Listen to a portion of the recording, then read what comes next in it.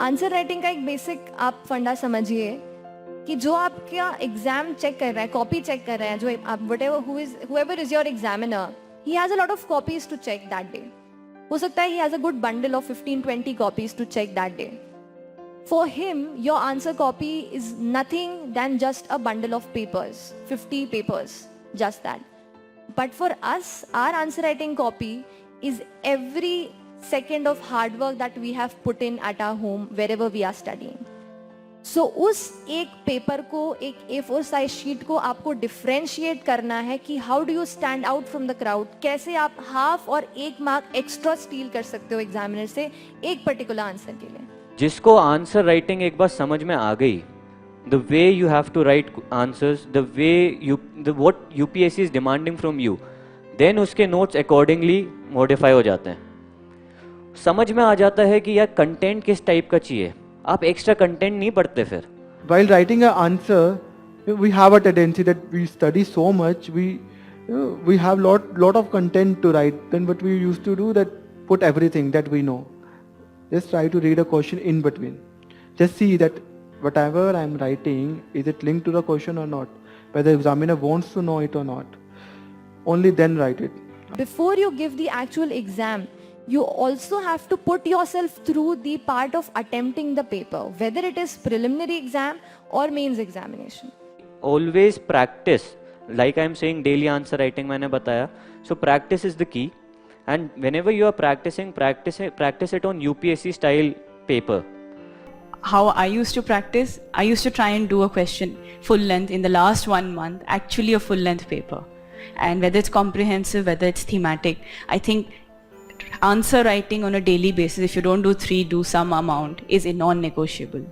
That is the only thing that's going to keep you in practice. It's the only thing that's going to prepare you for the randomness that you might feel at that point of time. Not that the mains are very structured, but there will be invariably a question, you're like, how do I answer it? If you have the flow and the practice, you'll be able to, get yourself and wrap your head around that question much better at that point.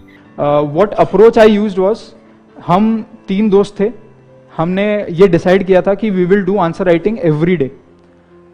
हम रोज 5 सवाल करते थे. Generally क्या होता है, अगर अपन अकेला चालू करते हैं कोई चीज, तो एक दिन अपना मोटिवेशन रहता है, दूसरे दिन मोटिवेशन डाउन, तीसरे दिन फिर कैसे तो कैसे खुद को बढ़ाते हैं कि नहीं यार अपने को करना है, फिर करते हैं और फिर डाउन. तो वो कंटिन्यूटी बनाने के लिए मैंने ग्रुप हमारा जो था 3 लोगों का, उन्होंने रोज टाइम बाउंड मैनर में, जैसे 7.5 मिनट में एक आंसर लिखना है. कैसे भले क्वेश्चन के बारे में कुछ पता हो नहीं पता हो, अपने को लिखना है, क्योंकि फाइनली मेंस में भी ऐसे सवाल आते हैं जिनके बारे में अपने को हवा ही नहीं होती है. Through practice develop a blueprint of your model answer. Model answer आपका खुद का होगा. When you see the question, the first thing which you will do is read the question and then reread the question. The next step is to read the keyword. Every question will have a keyword written. For example, enumerate, elucidate, analyze, critically analyze, explain, describe. First of all, read the question very properly. Identify what he is trying to ask, and then ensure that all the parts that he's expecting from you, they are properly covered. Keep a little diary or a note on your phone only, which is handy, जिसमें सारे important facts, figures रख लो. Mains के time पे बहुत काम आएंगे. And trust me, answer looks so impressive when you start with a very good fact. Just have important definitions of each of the important keywords that UPSC tend to ask. It will really help you a lot. फिर बात आती है body की, जो structure क्या है, उसमें demand of the question. वहाँ पर कोई फ्लारी लैंग्वेज नहीं चाहिए, बहुत ज़्यादा don't use jargons, don't use very hi fi words, to the point. Demand जो क्वेश्चन की है वो करो. कुछ कंपेरेटिव एनालिसिस है तो टेबल बना दी, दिस वर्सेस दिस. कुछ प्रो एंड कॉन्स पूछे तो प्रो के 5 पॉइंट्स, कॉन्स के 5 पॉइंट्स. कुछ पॉलिसी एनालिसिस पूछा है, इंट्रो दे दिया, एनालिसिस कर दिया, लूप होल बता दिए, कोई कमिटी की रिकमेंडेशन बता दी.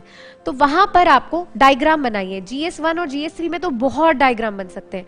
जहां इकोनॉमिक्स आया, जहां ज्योग्राफी आया, जल्दी से इंडिया का मैप बनाया और उसमें दिखा दिया, है ना. रिसोर्स का distribution, you don't have to write, it saves a lot of time, it looks very impressive, looks as if the candidate is so experienced. Diagrams और make a circle, make arrows, points cover हो जाते हैं. मेरी knowledge जो है, I can guarantee you, जो select हुए हैं बच्चे, आधे लोगों की मेरे से नॉलेज ज़्यादा होगी, मेरे से ज़्यादा नॉलेज उनकी होगी, गारंटीड। मेरी प्रिपरेशन कितनी 1.5 ईयर की रही, मेरा कोई बैकग्राउंड नहीं था सोशल साइंसेज में, राइट? और मैं इतने ज़्यादा रिसोर्सेज पढ़ता भी नहीं था, to be very honest with you, है ना? सो वो क्यों है कारण कि I was able to score more? Because I knew how to present my answer. You have to work on the presentation part as well. उतना ही जितना हम study part पे focus कर रहे हैं. So answer writing and limited sources is something again that's going to really hold you in good stead in the mains. आप पहले दिन मेरा आंसर लिखते देखते तो बोलते बॉस अगला अटेम्प्ट पे आना, इस बार नहीं हो पाएगा। बट कंसिस्टेंटली अगर आप प्रैक्टिस करोगे, 1 महीने बाद ही आई फेल्ट कि I am on the right track. 1 महीने बाद ही अगर आप 1 महीने कंसिस्टेंटली रोज 5 आंसर लिख लो, डोंट वरी कि मेरा प्रिपरेशन नहीं हुआ है, मेरा या मुझे इस टॉपिक के बारे में इनफ पता नहीं है, बिकॉज जनरल स्टडीज ऐसी चीज़ है, सबको कुछ ना कुछ पता होता है। ऐसा नहीं कि आप कंप्लीटली बैंक हो किसी भी पर्टिकुलर टॉपिक पे। तो ट्राई करिए वो इंस्टिंक्ट लाने का कि कभी भी किसी भी समय आपको कोई क्वेश्चन दे दिया जाए तो आप उस पर एटलीस्ट एक डिसेंट आंसर लिख सकते हैं।